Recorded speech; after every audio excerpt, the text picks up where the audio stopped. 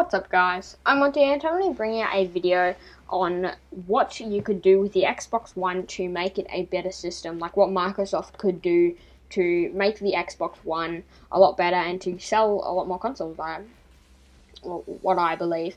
So in the background you're just watching some Conquest on Dawnbreaker and Battlefield 4, and I've been uploading a lot of Battlefield 4 lately, but I've just been playing it a lot, so I've been getting some clips. This gameplay isn't very good, but I really need to get this clip out there, so yeah, that's why I've just gotten some average gameplay, and obviously I'm not very good at Battlefield 4.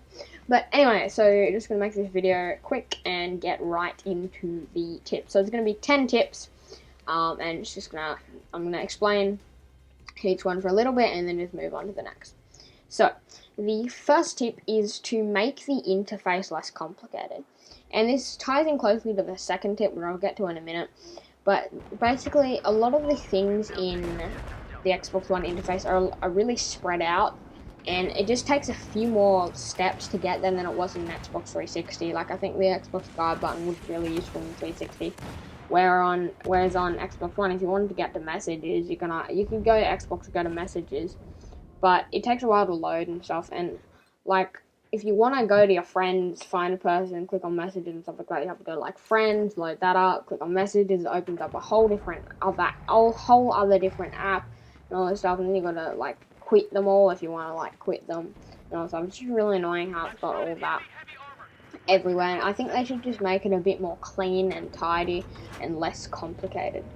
So onto the second tip, which is quite similar to the first one, is to combine the achievements, messages, friends, and party apps all into the one app in Friends.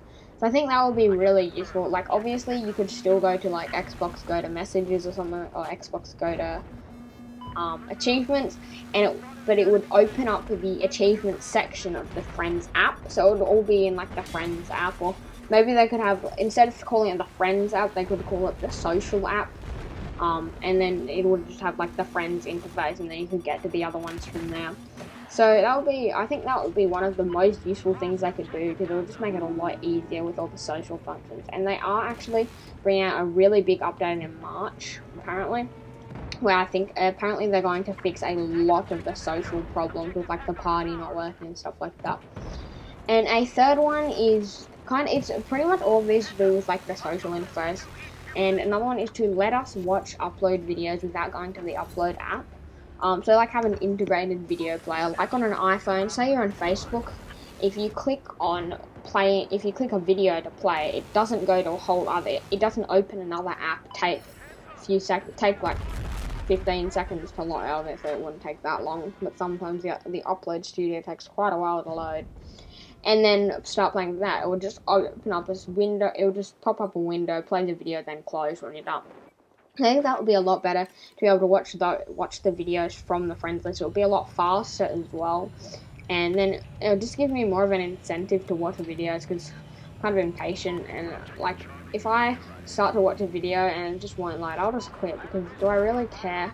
Like, I know it would probably be cool, but do I really care when someone of my friends ranks up in Battlefield 4? No, not really. I'll probably watch it. I'll probably just click on it just to see what it is. But I'm not going to wait freaking a whole minute just to watch a 10-second video.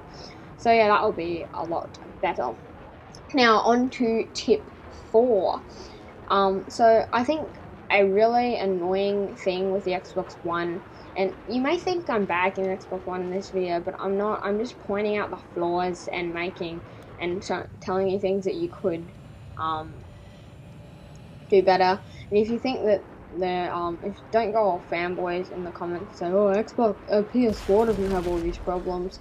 PS4 has plenty of flaws. They both do. They're both new consoles. They both can get fixed, and they are also both great consoles. Personally, I actually really want a PS4, because my PS Vita is basically just collecting dust at the moment. I pulled it out the other day and I was going to play a game. I'm like, well, what's the point? There's nothing on it. So if I've got a PS4, I could actually make use of that. But obviously that's like $550, so I'm not going to do that. But anyway, so back onto the tip. Having auto sign-in like on the Xbox 360 will be so useful, because at the moment you can either sign in manually or using Kinect recognition, which is just really annoying, because the Kinect recognition does take a while sometimes it doesn't work. So if you just have auto sign, it'll just make everything so much faster rather than having to sign in. So that's a really big tip in my opinion. Like the first 4 or 5, the first 5 are probably the most important. Then there's just some extra ones, except for like number 7, would probably be another really important one. So yeah, anyway, number 5 is fix the party system and make it easier to use. I think having it in the Friends app and just setting it up and then closing it and being able to have it would be a lot better than having it snap. Like, I think you should be able to set it up in the Friends list and have it in full screen and stuff. And then if you want to customize the party, you could say Xbox Snap Party, and then it will come off inside and you can leave it and stuff. But I think you should be able to set it up originally in the Friends list or something. Like if you want, you could probably do it. It'd be good if you could do a setting so you can choose between Friends list or snapping. Yeah. So another one is number 6 is to have a feature where you can triple click the home button and it brings up an Xbox guide, like that of the Xbox 360 with all the achievements, messages, friends, etc.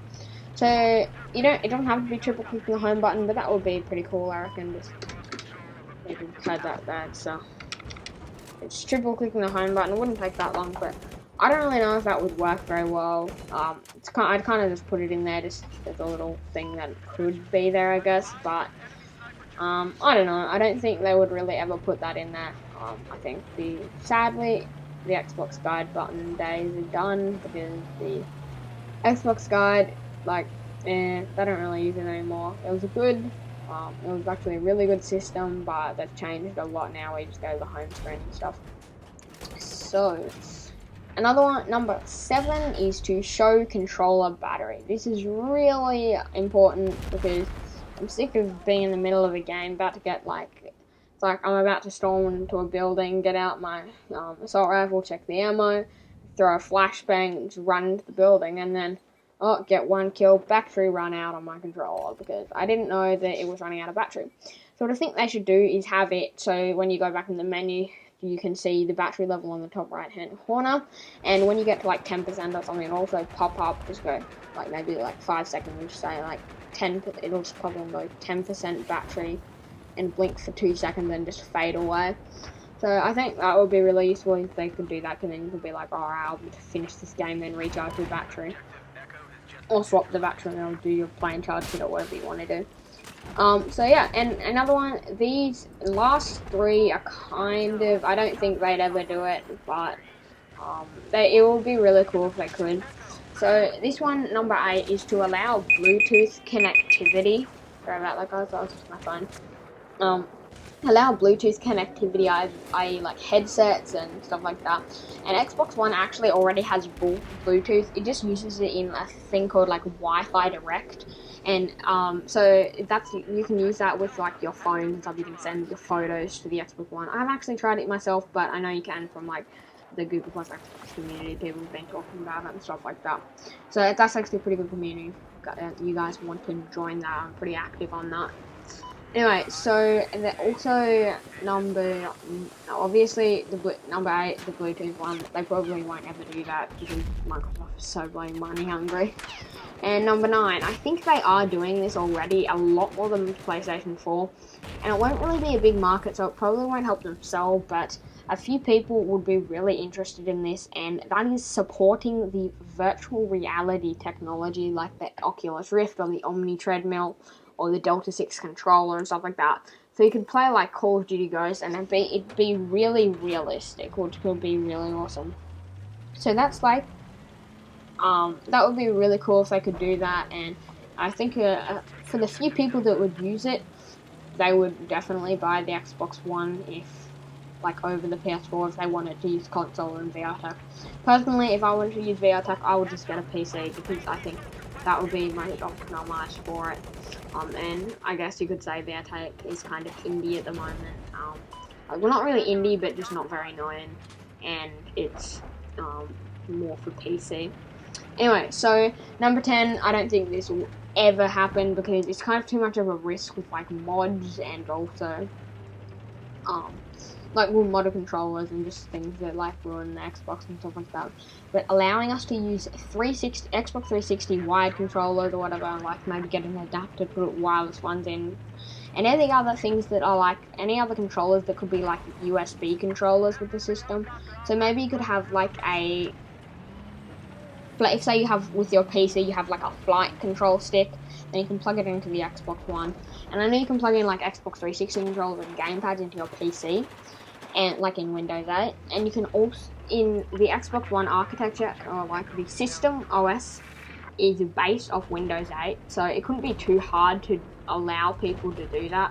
So I think that would be a really cool thing to do, to just allow people to plug in any of their controllers, or just make it a lot more modular, and then people wouldn't be having this bloody controller wars anymore, because Xbox One would be able to use any controller, and I'm sure people would make like adapters so you could use the PS4 controller, and you probably could anyway because it has Bluetooth. So yeah, that's pretty much it. That's all my 10 tips. I think the main ones that they could actually do is number 1, make the interface less complicated. Number 2, combine achievements, messages, friends, and party into one app. 3, let us watch upload videos without going to the upload app. 4, have auto sign in. 5, fix the party system and stuff. And 7, show the controller battery. And obviously, like I said before, they are doing the support VR tech already. So yeah, those are pretty much all of the things that I think they could do to fix the Xbox One. If you guys have any ideas for it, comment them below. I would love to hear your ideas and just see what you guys think they could do. And obviously, like always, like the video, share it, and stuff like that, just to help it get around. Maybe Microsoft, like I don't think they would ever see this video, but if they do, maybe we can get some ideas for it. Especially, I know a few people have been kind of being a bit annoyed by it not showing the controller battery. So yeah, anyway, I hope you guys enjoyed. Remember to like, favorite, and subscribe, and I'll see you in the next video.